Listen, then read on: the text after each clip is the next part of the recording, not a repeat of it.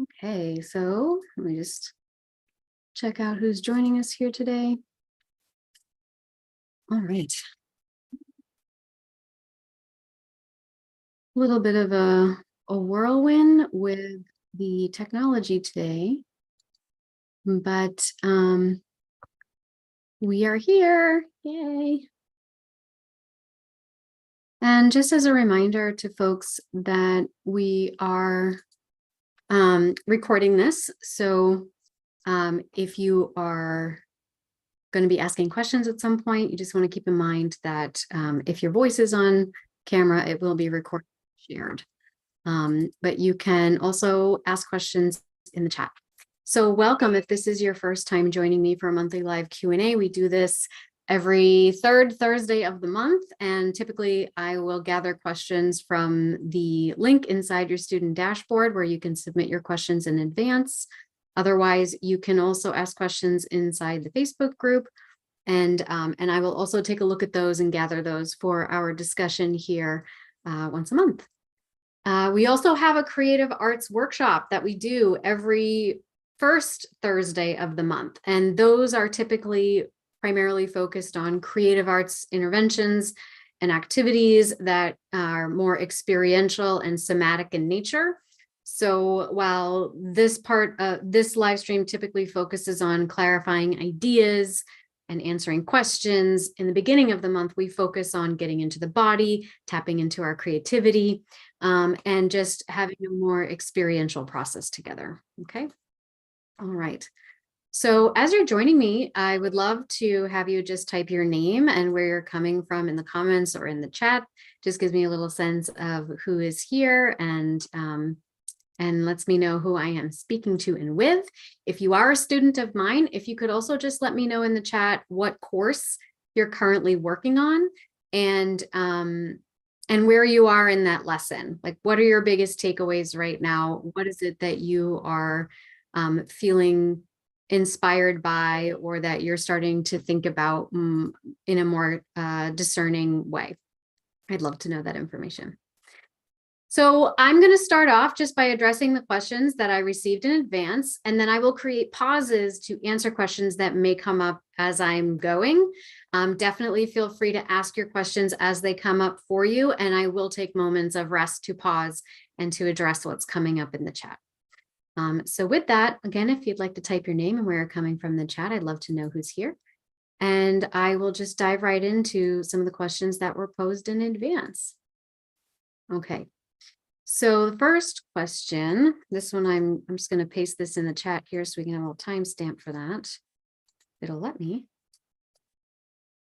All right. So our first question, how do you date a widower? With her presence everywhere and conversation often involving her name and their memories, I'm not quite sure how to navigate this. So this is complex. It also might help to know if there's some element of complicated grief involved there. Complicated grief is somewhat different than normal grief in the sense that it is resistant to treatment. It is resistant to even medication intervention. And it usually is tied to a pre-existing insecure attachment style. So that's one thing that I might have you think about and look at is this an expression of complicated grief? In which case, that's something you might want to dive into. And I wrote a book about this. This is my first published book I wrote on the connections between attachment and complicated grief. Now, given that,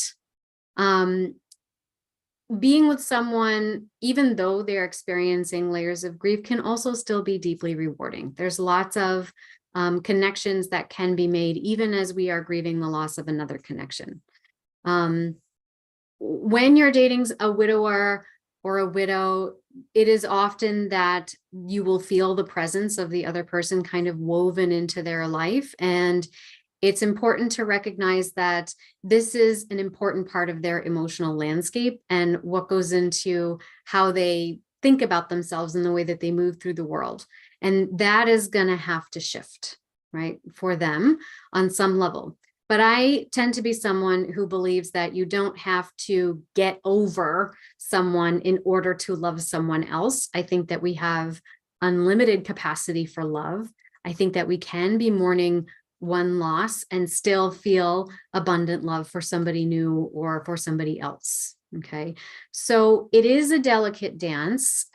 If we are finding ourselves feeling jealous or envious or worried that, that they don't have the capacity to invite us into a loving connection and space for us, it's important to listen to those little nudges, right?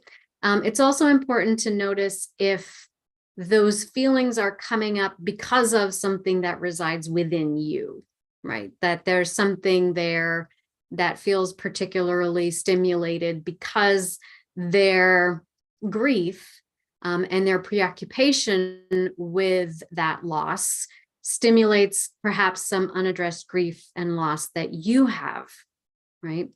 And maybe it's more of an attachment story about the loss of not having someone who loved you unconditionally, or the loss of not having someone who mirrored who you were and the things that you liked and the things that you want, that made you feel connected and that you want to do. So being aware of what's going on there. I would also say that it's important to approach the situation with compassion and empathy. And instead of entertaining those feelings of being threatened, you might start to see that that partner as some part of their life that shaped their values, right? And so it doesn't have to diminish the love or the potential that they of love that they have for you. It's just kind of about reframing the situation. I would say also make sure that you're communicating what you're thinking and feeling openly and tactfully. You don't want to walk on eggshells around someone, because that can create a whole new dysfunctional dynamic in the relationship. But I would express that if it is overboard, right? If it is becoming to a point where you're feeling that edge of your boundaries and you're feeling that edge of, wow, it really doesn't feel like there's room for me here. And the presence of this person who is lost and can't spoil their idealization of that person is taking up too much space here, then you definitely want to make that known, right? Because maybe some of that conversation they need to have, but they don't need to have it with you, right? That may not be your place. And so therapy can be useful and fantastic in this instance, where they can find a therapist and continue to process the loss while they are holding space for building a new and deeply loving and equally intimate connection and relationship with you, right? So I would say you want to take into consideration, is it a normal form of grieving or is it complicated grief? Is this someone who has capacity for building connection while allowing that loss to processing that loss at the same time? I think it is possible. Maybe not everybody can do it. What is their capacity for that?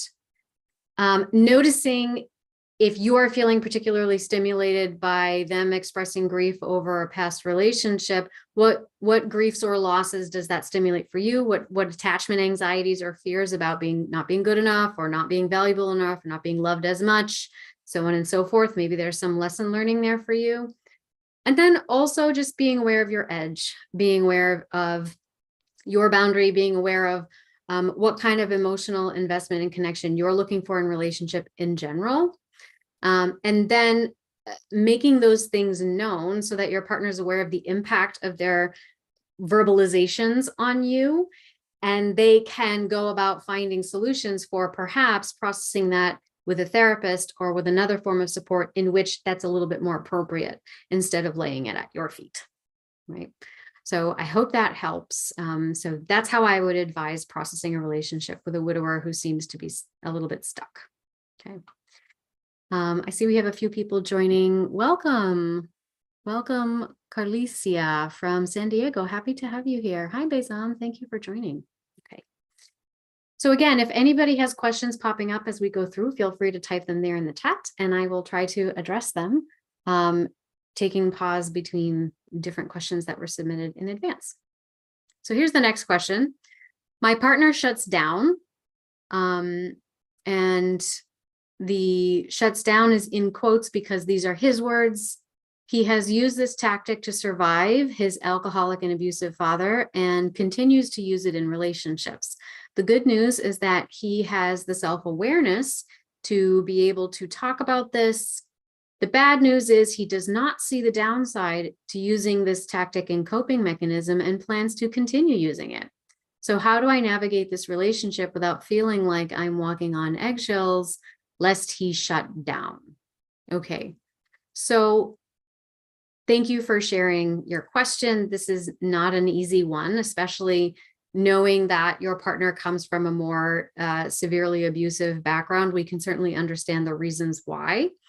And it's likely that in that time of their life, shutting down was, in fact, the most functional and optimal thing to do in order to survive his circumstance, right?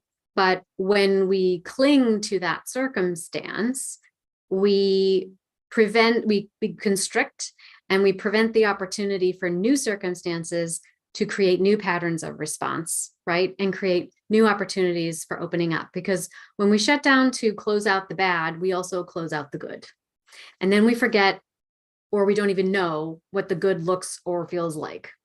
And so then we think, well, this mechanism is the best thing, so I'm not giving up on it, which sounds like what's happening to him. But it's likely because he doesn't know viscerally what it means to open up and to let something in. There's no proof of what the benefit of that in his experience, right? So that's a very tough one that's a tough nut to crack, especially if if the timing is such that they're not ready to open up that can of worms, right? So there's really not a whole lot that you can do aside from show up without walking on eggshells, because his emotional shutting down, if it's not causing him distress, and this seems to be what he's communicating to you, it's because his environment, including you as a part of that environment, are adapting to his pattern, right? But the cost is your emotional well-being, is the failure of his relationships because he's not showing up fully, right? And that's important in a balanced relationship. So I would say it's really pivotal for you to communicate openly about this and to communicate about how this coping mechanism of his may be negatively affecting you and the relationship. There are ways that you can communicate this. For avoidant partners, you want to use soft strategies in communication. If you want to learn more about that, I have a program, a self-directed online course that walks you through all the strategies for communicating with people that have different attachment styles. It's called Love and Ambition, Romantic Communication Strategies for Professional Women. And it is communication based on attachment styles. So there will be a link to that in the caption of this replay, which will be available inside my Facebook groups and on YouTube. So I would say there is a way to approach communication using soft strategies with an avoidant partner. Yes, but this is not to walk on eggshells, right?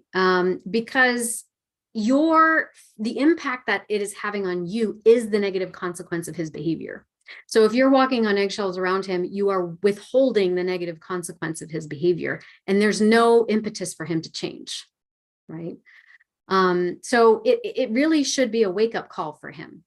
And if he's unwilling to adapt or at least work on those issues, then it really brings into question the whole viability of the relationship long-term, because it speaks to an air of caring about your well-being, wanting to be a contributor to your emotional well-being and experience, and having an air of generosity in the relationship.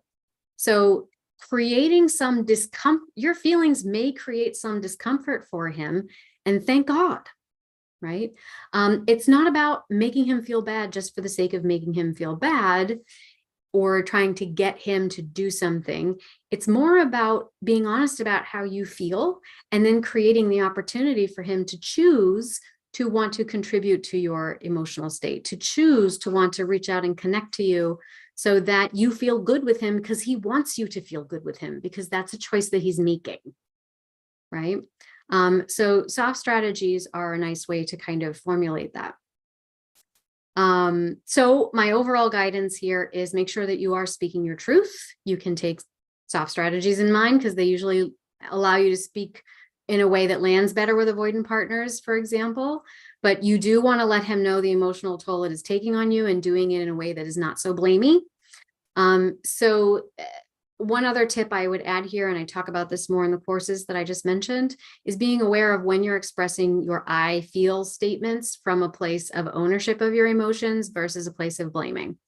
So I feel abandoned is not a true feeling statement, because abandoned is a word that evaluates somebody else's behavior. You abandoned me. I feel abandoned by you. So you're still not fully residing inside your own mind and body, or expressing the energetic experience that you're having inside your own mind and body. Another better way to say that is, I feel lonely. I feel disconnected. I feel hollow. I feel vacant. I feel lost, right? Those are energetic experiences, emotions that you're having inside your own mind and body. And it's not evaluating, it's not defining a feeling as being in proximity to what somebody else is doing. So that is one tweak I would add to that, in combination with soft strategies that can help those things land better. Again, to learn more about that, I'll provide a link to that course in the caption. If he remains unyielding, if he's like, no, this has worked for me, and your discomfort, you're feeling shut out, you're not feeling connected to me is an acceptable cost for protecting myself because I'm too afraid of opening up or feeling my feelings, then you know that this is not someone who's on the same level as you, and they're not going to be able to provide you with what you need in a relationship long term. And it's not because they're bad or they're doing it wrong. They're not ready. They're not ready. That's not where they're going on their path. And that's okay. It's okay. It's sad. It hurts, but it's the truth. So that's why I usually say communication is a rule out factor, because once you are communicating with the right strategies and you're communicating from a place of full ownership of your feelings and your discernment, then there's nothing else to blame it on. You know that it's an incompatible relationship. Okay. So I hope that that helps. Let's see, doing the course in anxious attachment, great course, but finding step 7 hard, visualization and contacting dissonance. Any tips? Yeah, so step 7 is an introduction to parts work, and working on connecting to what I call the essence of your being, right? The inner child, if you will, but not just the inner child, but also the managers and the protecting parts that that protect the inner child, that don't want the inner child and the painful, helpless feelings that it carries to get out. So step 7 is really intended to be kind of the culmination of the program of that particular course, but also an introduction to the deeper work that I would recommend you do after completing the attachment course. So the deeper work is what we talk about in my program called Hungry Love. We also talk about this in another program I have called the Courageous Communicator. It just depends on if you're interested in exploring more esoteric kind of spiritual practices for connecting to your inner child and integrating your parts, versus you want to learn more about skill building in communication and nervous system regulation, and how to enter those themes or how to address those themes in the context of relationship. So those are 2 programs that would go more deeply into that, and I can certainly add links to those information pages in the caption of the video. I would also say we have some playlists on my YouTube channel that are an extension of that, which we can also share. One of them specifically looks at parts work and somatic approaches to connecting to the inner child. And that's really what the dissonance is all about. So my guidance would be, I'll probably would direct you to watch those videos. There are some more experiential exercises that you can tap into. It would help me to know what's hard about it, right? So if you can tell me a little bit more about why that's hard, I can try to stick to that. Like when you try to do the visualization, what happens? That can help me guide you a little bit with a more detailed answer to that question. Okay, so I'm going to move on, and I'll come, if you want to answer that question, I'll come back to the chat in just a minute. How to overcome the anxious avoidant trap in relationships. Oh my God. Okay. All right, I'm just going to pop that there. So I mean, if you are one of my students and you are here watching this, then you already have some of the frameworks and curriculums that I have developed in order to accomplish this. I also have a lot of videos on my YouTube channel talking about this very topic. But so for today, I'm just gonna maybe talk about it in a different way, and maybe it will land, differently. So when we find ourselves caught in an anxious avoidant relationship, it is really an emotionally complex thing. And I tend to think of it as a catalyst, a catalyzing relationship, because anxiety and avoidance are two sides of the same coin. When we are anxious, we are often reaching out and seeking things, people, places, things that are going to alleviate that feeling of anxiety. So in some ways, we are avoiding that feeling. We are avoiding the self through this outward movement in order to find relief, usually temporarily. When we are avoidant, instead of reaching out, we move inwards and we cut off contact inside between ourselves and our feelings, and between ourselves and anything that might stimulate that feeling. Okay, so I really want to emphasize that anxiety and avoidance are the same impulse.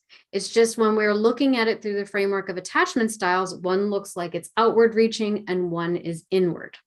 Okay, inward disconnection. Now, attachment styles, and then you'll hear people say, well, with this person, I'm anxious, with that person, I'm avoidant, because it's the same energetic thread. Additionally, these are just expressions of the nervous system seeking alleviation of anxiety, relief from anxiety. And it's interacting with the people, places, and things in our environments to determine, is fighting here, fighting for connection, fighting for this going to get me what I need? Or is pulling away, withdrawing, flying away until it might be safe to come back going to get me what I need? And if neither of those things work, then I'm just going to shut down entirely and disconnect or numb out, because that's the only way that I can escape this. I have to escape my body in order to escape this conundrum, this unsolvable thing. And usually in that case, that's when we have fearful avoidance or disorganized attachment, because the sources of comfort or relief are also the sources of threat, and there's no clear path through that. Okay. So when we are in anxious avoidant relationships, we typically have met someone who is inhabiting whatever the opposite end of that spectrum is, who is inhabiting the other choice that could have been made in the original situation where you experienced that core wound, right? And so I believe that these relationships are a spiritual opportunity to recognize how our ego has put restrictions on the way we experience love, on the way we inhabit ourselves, and on our possibilities for love in the world, right? So how do we navigate that? Well, the first thing you want to do is become aware of your triggers, right? That what happens inside or externally that creates a discomfort in my body, an anxious feeling, a string of negative thoughts, right? What stimulates that in the moment? And because the more you become increasingly aware of that, the more power you will gain over how you will respond to it, right? You become someone who acquires more choice in your actions rather than being impulsively compelled by them, being a captive to your emotional response, right? Emotions are energy moving through the body, and they are information that is, I believe, bringing you in closer or further away from the opinion of your spirit. And they express themselves through movement, i.e. behavior. They express themselves through thoughts, and those thoughts lead us to formulate words, right? But they also express themselves through the body. And this is like when you say someone's energy or someone's disposition, this is that energy being expressed through the body. Psychologists call it affect. Okay. Now, so first you want to become aware of your triggers and how it's impacting the energy in your body, and how it compels you to move towards or away from whomever it is in your environment that is creating that stimulus. Okay. So for anxious partners, typically that means someone is pulling away for whatever reason, and now they feel like they have to chase because they feel like there's a certain degree of proximity they need in order to feel safe. For avoidant partners, that chasing is going to drive them even further away because they're feeling smothered or over obligated, or like their independence is being encroached upon, and that's going to cause them to shut down or pull back even, or push away, right? So those are things that are triggers, and what specific words, behaviors, intentions are creating that response, okay? Then you want to rule out, number two, you want to rule out communication issues. So as I said before, sometimes we just have piss poor communication. And I would argue, whether you're secure or not, everybody, and at least in Western society, is taught really bad communication skills, really bad communication skills. No one is taught how to speak honestly or authentically about their emotions. It's built into our grammar, bad communication. Although I will say, I feel like this next generation is getting much better at it. But we want to rule out communication issues, because sometimes it's just the way you're saying what you're saying. It's just the words that you use that inspire your partner to fall down a rabbit hole of what you could possibly mean. And they've been taught not to ask direct questions for whatever reason. And so now they're just operating under a bunch of assumptions without even reality checking, right? So this is why I say safe and then within that, there are communication strategies that work better with people based on their attachment style. So as I mentioned before, soft strategies work better with individuals that are struggling with avoidance, whether it's fearful avoidance or dismissive avoidance. And that is framing your language in such a way that it is respecting their autonomy. It's expressing appreciation for who they are and what they do, while being specific and not vague in your language, right? Creating opportunities for them to be part of a co-creative process and make choices and decisions instead of feeling obligated, okay? Soft strategies, that's going to work best with someone who's dismissive avoidant or someone who is fearful avoidant and leaning avoidant in that moment. Safe strategies are best used with anxious open hearts. And these are strategies that frame your communication first by reestablishing that the relationship is secure, that they can feel safe. So you're reassuring them. You're being, again, very direct and clear in your communication, and that you are somehow establishing contact while you are having a communication. So for example, like touching their arm or holding their hand or moving closer to them, even if you're having a difficult conversation. Something that is reassuring and creating safety for them while affirming that you are still connected, even though you're having a difficult conversation, and that it's okay to have hard feelings, right? And that you're not going to crumble as a result of it. So it's important to recognize this, because the way that we want to receive love, or the way that we want to receive communication, may not be the same way that your partner wants to love and loves and wants to receive communication. So sometimes people say, oh, that's too hard, or oh, I want it the way I want it. And when we do that, we completely dismiss the fact that other people have their own experiences. But when we can show up with compassion and generosity and be like, yeah, I love my partner enough to want to know how I can deliver this in such a way that they will feel loved, that they will feel like I care. And maybe it's not the way I receive it, but it's the way they receive it.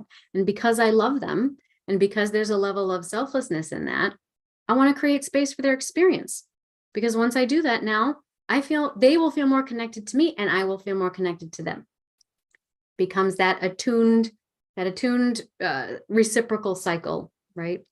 That's called, and then we can start to have what's called co-regulation. And that means that we can utilize that energy that gets created in the relationship between us as a resource. Not only can we auto-regulate, meaning we know how to regulate our own nervous system, but our partner now can generously afford the resources of their nervous system to help us auto-regulate, right? That's just one of the delicious benefits of being in a relationship, and why not? Okay. So ruling out communication issues is going to help you recognize, is it really that we just have bad communication? Because I have seen it where people clean up their communication and they're like, wow, that completely changed the relationship. The other thing happens is you clean up the communication and you realize it really is insecure attachment styles, because oftentimes when we have someone who has a lot of momentum caught up in their insecure attachment, you start speaking in a more emotionally honest and authentic way, crossing your T's, dotting your I's, using the safe and soft strategies, what have you. And you're really getting to the meat of what's going on there. And all of a sudden, their defense mechanisms are turned up to full volume, right? And that is because you are doing it right. People are like, I'm doing it wrong. No, it's because you're doing it right. And you're starting to get at what is the real underlying issue here. And usually it is that people were attracted to this relationship because they could hide. Because with all of the back and forth attention to really pointless things that you're arguing about creates a wonderful fog and air of distraction and curtain behind which you get to hide. And so when you start speaking in a more fluent and direct way, there's no way to hide. And so people start becoming extremely defensive and they amp it up. But that's good information now, right? Because now you know, oh, you're becoming a truth finder, not a strategist or magician. You're becoming a truth finder about the real level of compatibility possible here, okay? That also means now, which is the next thing, the third thing, once you get to that point, you're taking a personal inventory, because the relationships in your life are a reflection of who you have been up until this point. So if they are so stubborn, it means there's some part of you that resonates with them, that resonates with that obstinance, that wants to hide too, that chose a partner that doesn't open up emotionally, that forces you to chase them because they don't look too closely. And therefore, some part of you doesn't have to be found out, right? Or doesn't have to be exposed for not being good enough or not being worthy enough or failing in some way. So we have to take that personal inventory, and we really have to ask ourselves, how much have I actually contributed to this dynamic? Whether it is by tolerating certain things or, bending over backwards with things like people pleasing or not sticking up for ourselves or not having good boundaries, so on and so forth. So this is what taking a personal inventory is about. And also asking ourselves, what is it that I want from a relationship in general? Outside of this attachment anxiety and compulsion I have to be with them, is this really what I want from a relationship in general? Sometimes we don't know. Sometimes we haven't even asked that question until we encounter a relationship like this, which is why I say they're catalytic relationships. Then we also need to get over and need to be special. This is number 4, getting over and need to be special. Why is that? Well, because when you have a need to be special, and oftentimes I would argue anxious avoidant dynamics are driven by the idea that you want to be the exception to someone else's rule. You want to be the exception. You want to be the one person who convinces that avoidant curmudgeon that you're worth it. Or you want to be the one person that anxious partner is willing to bend over backwards and do everything for you so that you don't have to challenge your own fears and put yourself out too much. They're just going to rescue you with all their fire and all their effusiveness, right? Because you're just that special. So the other thing, it happens in the other direction. The other direction is we want to be special in our suffering, right? Oh, well, maybe romantic relationships are possible for them, but it's not possible for me. I'm the exception, right? So I'm exceptional in my suffering, because that still makes me special. And usually this stems from not feeling special enough. This stems from not being honored for who you are. This stems from not being seen as valuable, for not being validated, right? So we have to let go of that.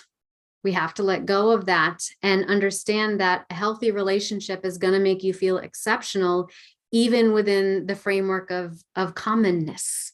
Even within the framework of like, no, you're not special, but you are still unique. And when you are just like everybody else, guess what? The possibilities for everybody else open up to you. The possibilities become endless. And so we have to let go of that. And of course, the paradox is, once you let go of that need to be special, then you will find someone who thinks you're pretty darn special, right? You don't have to be the rare exception to somebody's rule because you've got nothing to prove, right? And you can make it work with anybody because God is in everybody. The divine is in everyone. Love is there. and you're connected to it at all times. I don't have to find love. I am love, and I take myself everywhere I go. That's how ubiquitous love is in my life, which is why I'm secure in every situation I enter. Doesn't mean I don't have feelings. Doesn't mean I don't respond in the moment. Doesn't mean I don't enjoy experimenting, dating, getting my hands muddy in the materials of life, in the contrasts of life.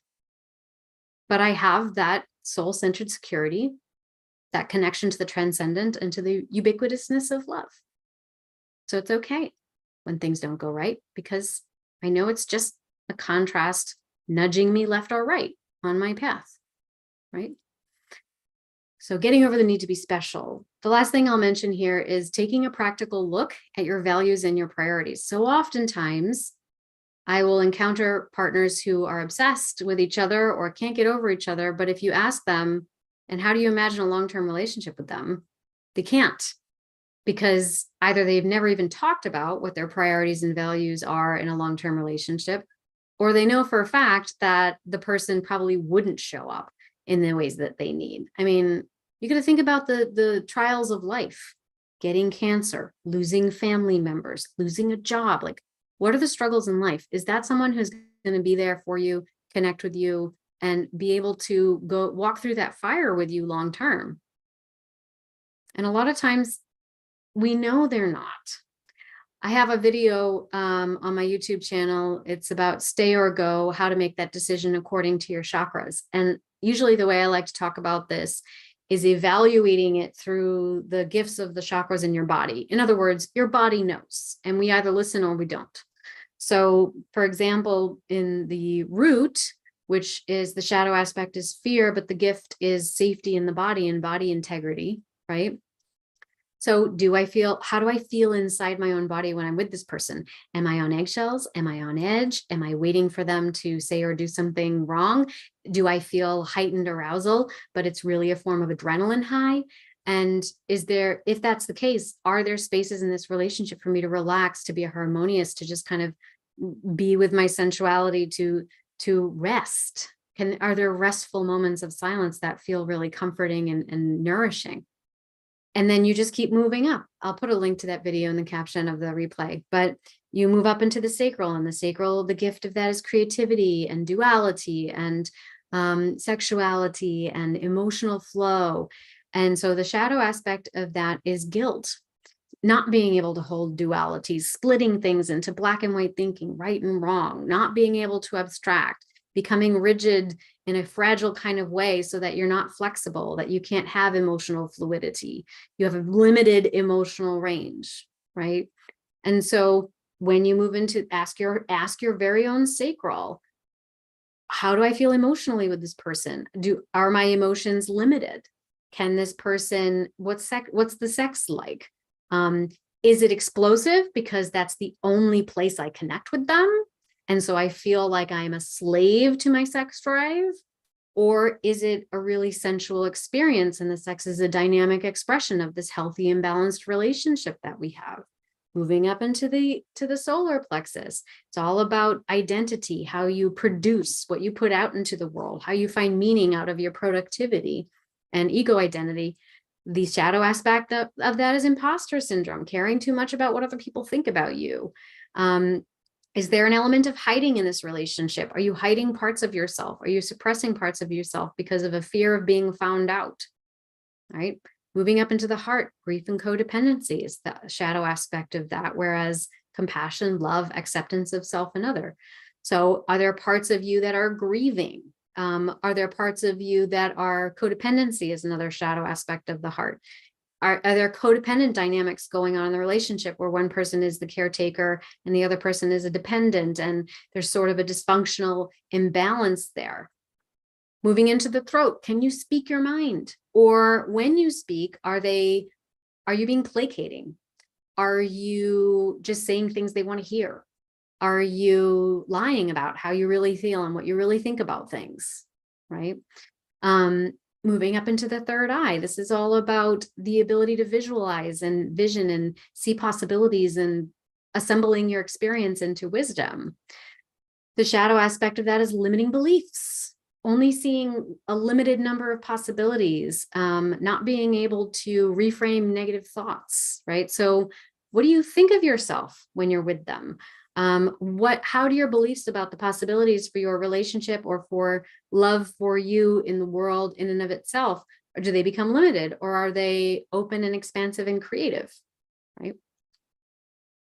Is there a sense of meaning and purpose, right? The intuition. Is there a sense of a greater purpose and sense of generativity?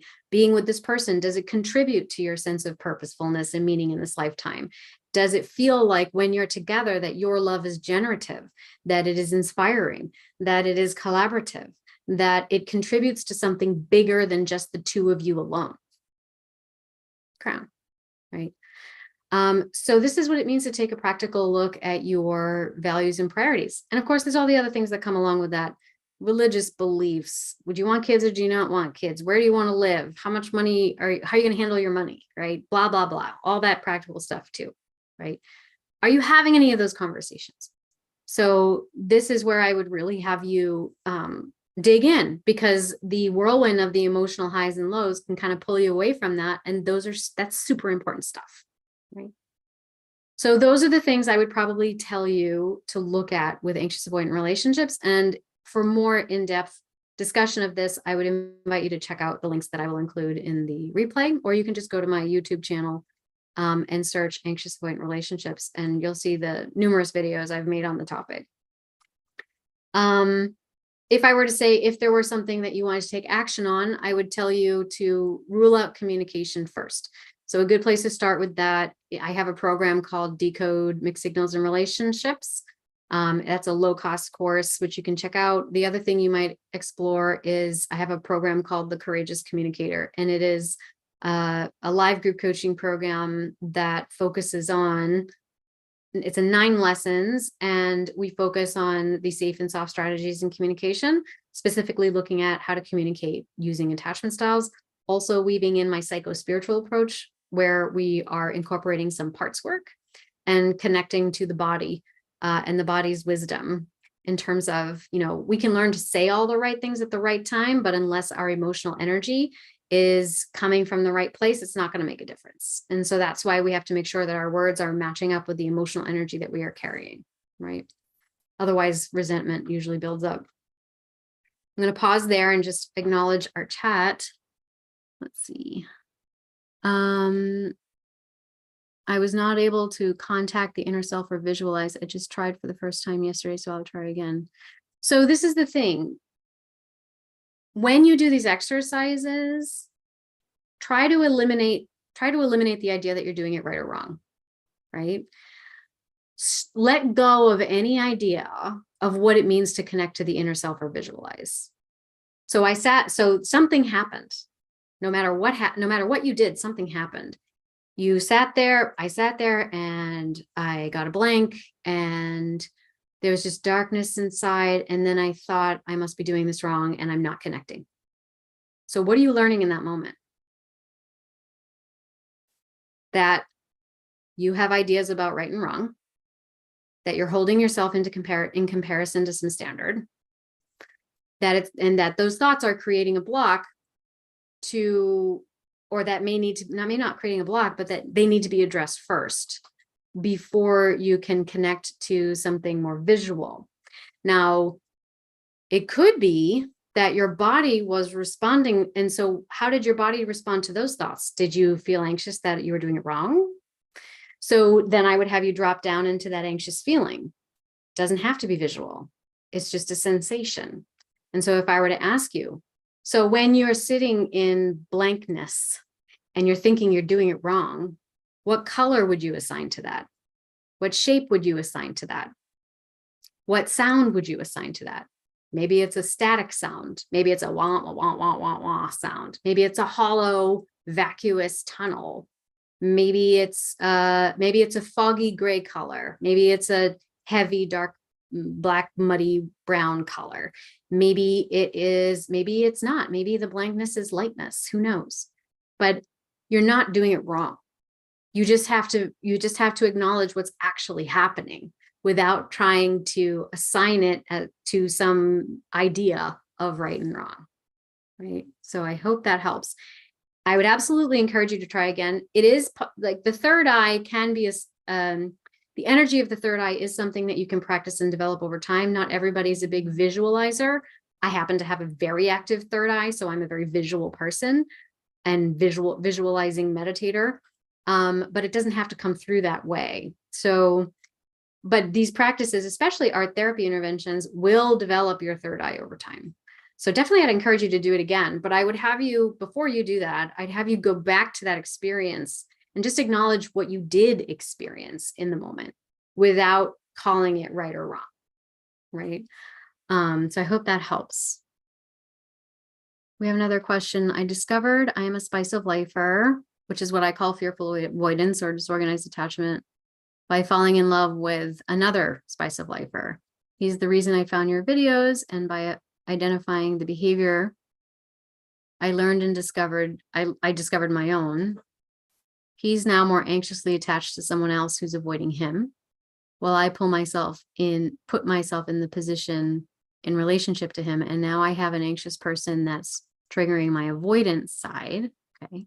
And both of these extremes, anxious and avoidant, are very strong. I feel like it will tear me apart. I imagine that I could remove myself from the chain. I thought rational awareness would help, but sometimes I feel powerless. Also, would be a positive thing to share about this with someone I like, or should I focus on myself? So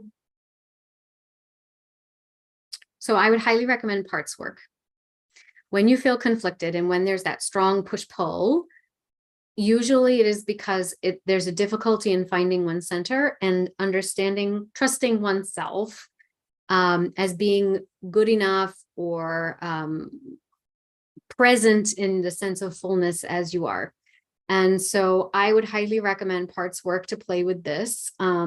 I would also recommend, same playlist, I would suggest, I have a playlist called Healing the Inner Child with Parts Work. This is going to give you, because when we feel that push-pull, it's usually because we have not, just through the normal developmental phases of life, we've not had genuine opportunities to scaffold the inner experience. And it's helpful to think about this through the lens of development. So in early development, when children are learning, you imagine the young child crawling around on the floor and picking up things and sticking them in their mouth and looking at things. And so what happens is the body becomes the first organizer of experience, and it learns about the environment. It learns about the self by learning about how the self interacts with the environment. So if I pick up that square block and I put it in my mouth and I chew, it's hard. Maybe it's a little sharp and my gums maybe feel a little bit uncomfortable. And I, oh, okay. So that's something I like or don't like. And I will or won't go back to that block. Maybe I find a red ball and I pick up the red ball and it's squishy and I bite down on it and it's kind of soft. And ooh, I kind of like that. That's fun. And so now I know something about myself. And I have an association to red, squishy things. It seems minor, but in time, those experiences pile on top of each other and they create images and metaphors and symbols and a collection of energetic knowledge that starts to build narratives through which we filter our sense of identity, right? And tied into that is how the parent responds to you in those moments. Don't touch that block. Oh, here's the block you want to explore. So in that moment, just in that those two different questions, we've learned a lot about permission, what I am and am not allowed to do, what power I do and don't have to make choices for myself, and what it's safe for me to do, like explore, to make decisions for myself, to try things, even though I don't know how it's going to come out, right? That it's still safe to do that. So those small experiences over time add up to knowing ourselves, to feeling confident, to not being pushed around by somebody else's anxiety or avoidance. Be anxious or avoidant, it doesn't affect the way I feel about myself or what I want out of this. Certainly, you're a participant in this. I know what I want. And I just need to know what you want. And if you can't decide, then you have choices about your limits. right? Your threshold, your boundaries, your needs. And you decide I'm willing to give this X amount of time in order for you to figure it out. But beyond that, I'm going to have to keep going. And that's okay. Right? It's oftentimes when we haven't had those mirroring experiences, when we haven't been given safe spaces to explore in such a fundamental way and develop those metaphors and all of that, we get lost, right? That's why our therapy is so effective, because what we do is we play. We go back to playing in that way and we externalize it. And then we have a space in which we get to share and be like, oh, that's cool. Tell me about that. Oh, that came up in your meditation. I wonder what that could be. Oh, look at that drawing you made. I love the colors and the patterns. And how did it feel to make that? And if you were to step into that drawing, where would you be? And what would that mean? And we're playing, we're being imaginative. We're opening up the sacral, right? All that creative energy. And as the sacral opens up, it's really connected to the throat and it's connected to the third eye, because your energy kind of works in a concentric way. And when we open up the sacral, suddenly our ideas become less rigid.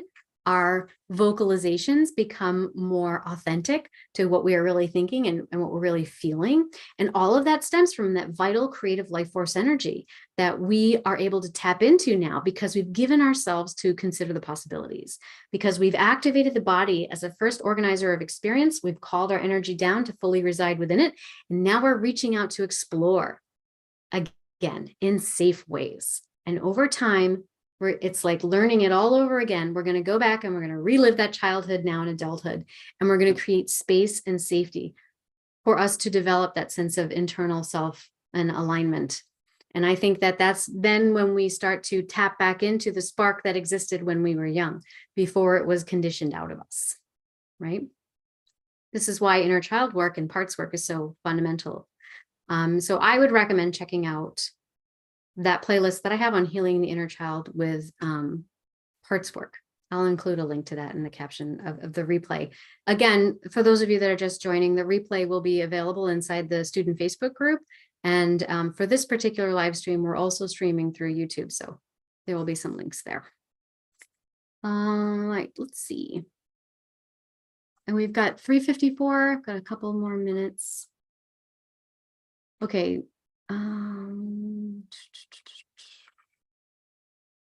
Okay.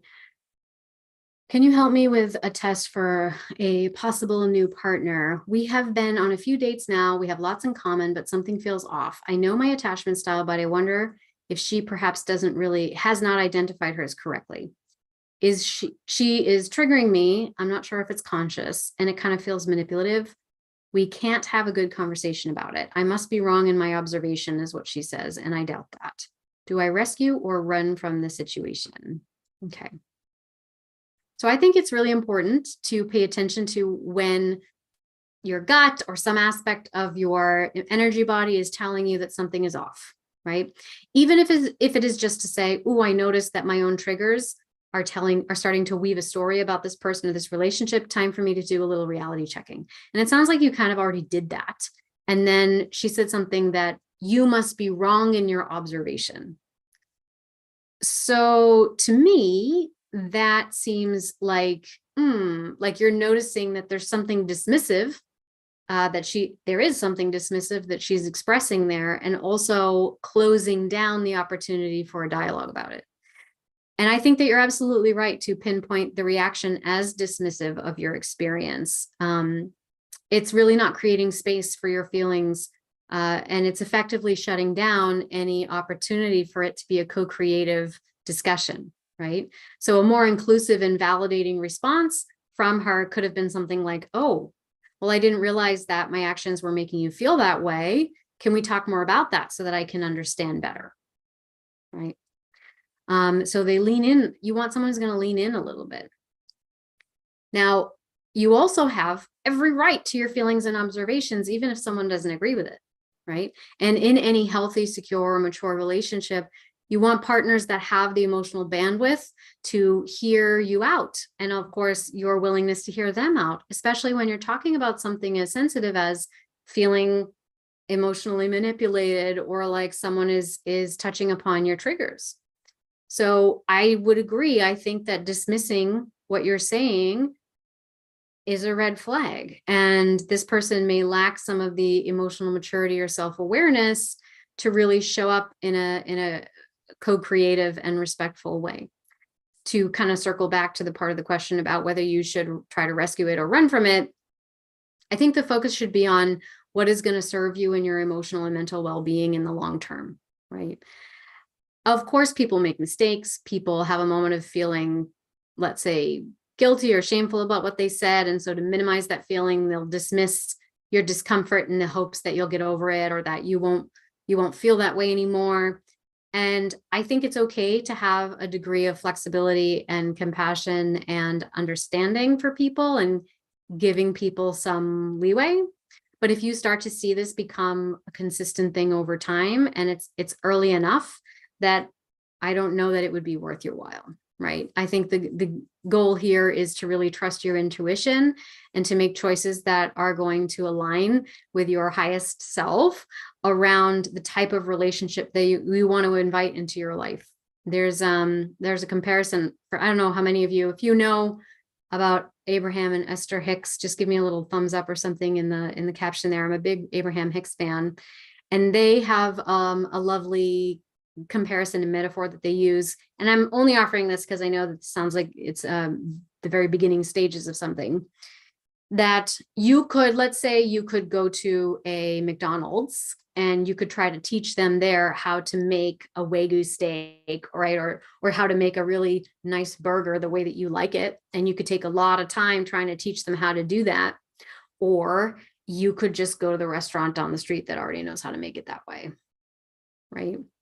So I think that our willingness to invest in that process really depends on what stage of a relationship that you're in, because if you're further down the line, you've got a lot more invested. It's a lot more complex to try to leave a relationship than to stick it out and make it work. But if you're already at the beginning of something and you're already feeling like you're being manipulated, or that you're being dismissed, and that's, firing up red flags for you, I would trust your gut. I would trust your gut on that. Okay. So I hope that that's helpful. Okay. I've got one more question. My last boyfriend, I believe, was secure. He treated me really well, like the best I've ever been treated, and checked off a lot on my long list. He also added to my list. We broke up because of distance and being in different states. He works in my state sometimes. Now I'm trying to date again and no one compares. They're boring, not as witty, silly, sexy, fun, consistent, communicative, so on and so forth. They may look good or have good job, but I'm not feeling it. The ex set the bar. My standards are higher than ever. And I did not feel anxious. So how do I now manage this giving anyone else a chance? Okay. So, it sounds like the previous relationship had a really profound impact on our inquirer, and really raised the bar for what to expect in a fulfilling relationship. And there's absolutely nothing wrong with that, right? Having a taste of what a secure and loving relationship can really be a gift, right? It establishes a blueprint for what it is that you might be wanting and looking for moving forward. And it also lets you know what you're not willing to settle for, right? That's really wonderful. However, I do understand that it sounds like there's a bit of a dating hangover from that relationship. And it's really tempting to want to compare every new person that you meet to that ex, especially when that person brought out a lot of stability and joy in your life. But one thing I want to emphasize here is that there may be, in this case, it's interesting, this question kind of brings us back to our first question, doesn't it? Where there may be an instance here that you're struggling to create the capacity to grieve the loss of that relationship and still create space to develop a new and loving relationship. That to believe and to know and to trust that you have the emotional capacity to have love for that person still, and know that it wasn't going to work out for practical reasons, and still have enough love left to create a new connection and a new and healthy and exciting relationship with someone else, knowing and trusting that someone else is going to bring entirely new and different and unique things to the table, right? My mom used to say, whenever you express a want for something, say this and something more, right? This and the things I can't imagine. And so it's useful to have a good idea of what you want, but I would encourage you to consider that list that you mentioned as a guideline. This or something more, and really lean into the something more, because that's going to allow you to soften the expectations, the narrow scope that you've defined for whomever else might try to enter into your life, because it will energetically create a narrow chasm in which you're asking someone to step into, right? You're really asking someone else to be a version of him. And when you do that, you don't allow yourself to really see, embrace, and understand someone else for who they really are. The other thing I would mention is that when we feel enlivened and in the presence of someone else, and you mentioned feeling anxious until you were with him, probably the situation is also forcing you to acknowledge that, to step into yourself more fully, because a lot of who you are now is assigned to him being in or out of your life, right? Your satisfaction, your playfulness, your willingness to explore new possibilities, the fun that you could be experiencing in dating, right? A part of an inner part, probably an inner child, has glommed onto him and has believed and is now telling you a story about how your happiness exists or doesn't exist based on his presence or his absence from your life. So again, I'd have you explore the parts work and talk to that part, because it's pulling at you and it's not letting you evolve and grow even beyond a healthy relationship. We evolve and grow out of healthy relationships just as much as we evolve and grow out of dysfunctional relationships, right? So your lesson learning is something a little bit different here. It might involve some digging into your limiting beliefs. I think it's going to involve talking to the inner child that has decided that your happiness is dependent upon that person and is now using it as a lens through which to see the rest of the world. But that's a very narrow way of looking at the rest of the world, right? And it's shutting down the possibilities. There may also be a part that's worried that if you open up, that you're betraying your one true love, or that you are, that you're betraying the love and you're not being loyal. And because of that, you are threatening attachment security to that partner. So it's kind of an activating strategy that you're suffering with, right? The thoughts keep you connected to him, and thus you won't betray him by loving someone else. And that's an attachment concern. It's an attachment anxiety. So for you, you're going to want to dig into the inner child narratives and beliefs that are popping up, right? Question. But then if you feel secure, means a part of you is secure regardless of him or not. Everyone is secure. Everyone has a part of them that is already secure. Everyone, I would argue, is secure. It's just that we have this layer of we are spiritual beings having a physical experience. The secure part of you is your transcendent aspect. The secure part of you is your divine spark. The secure part of you is your innate connection to everyone else and to everything that exists. That's always there. So that's why I say that the work that I do is about accomplishing soul-centered security beyond secure attachment. Secure attachment is about human relationships. Soul-centered security is about that transcendent relationship that you have with the essence of your being. And if you can situate your attachment security within the transcendent self, then secure attachment becomes an offshoot of what you're already experiencing fundamentally. And everyone has that capacity. Everyone has that capacity. It may be that when you and our environments can create optimal situations, circumstances, and opportunities in which we can more readily access that transcendent part, right? This is sort of like people ask me the question, well, what's the difference between your gut instinct and intuition, for example, or something like that. So instinct is biological. Instinct is the nervous system trained to sense danger on an unconscious and involuntary level, right? Because our brain is doing so much work already, it doesn't want to have to deal with that. So there's involuntary part of the body, the nervous system, that lets you know, right? Now but what our intuition helps us interpret that instinct.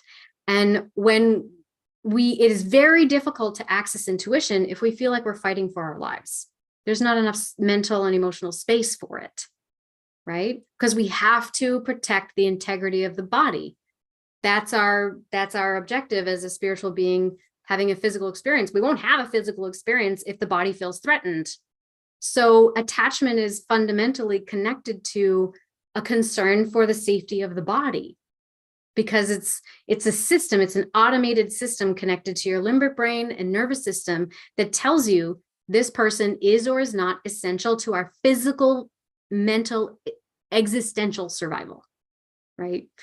And so that's why knowing your triggers and taking that personal inventory makes us aware of, oh, my involuntary attachment system has been weaving these stories and I've been buying into them and making choices and decisions about an unconscious narrative that was formed when I was 3, 4, 5, 6, 7, right? And because that was the narrative that informed me, I only saw in my environment and experience evidence to support those narratives. So now I've been living with those narratives for decades, collecting evidence to support it, and I don't like it. So I want to change what's happening. So that we got to go back and we got to reframe all those unconscious narratives and write new ones so that you can start to see evidence to support the new narratives.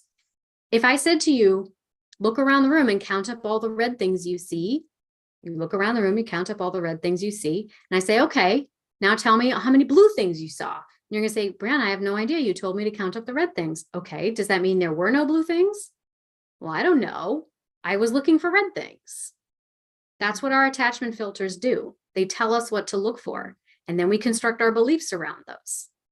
And it doesn't mean that loving relationships aren't out there. It doesn't mean that you are not secure at your core. It doesn't mean that the perception you have of what they said, did, or how they're feeling is necessarily true, right? So that's why we really want to question those assumptions. And we want to align ourselves with what I call the higher self, or the spirit, or the transcendent aspect of you, so that we are approaching all these varieties of conflict and conundrum from a place of deep resonance, right? Deep spiritual and energetic resonance. So to put that in a more succinct way, if you feel secure, it means a part of you is secure regardless of them or not. I define secure attachment independent of relationship.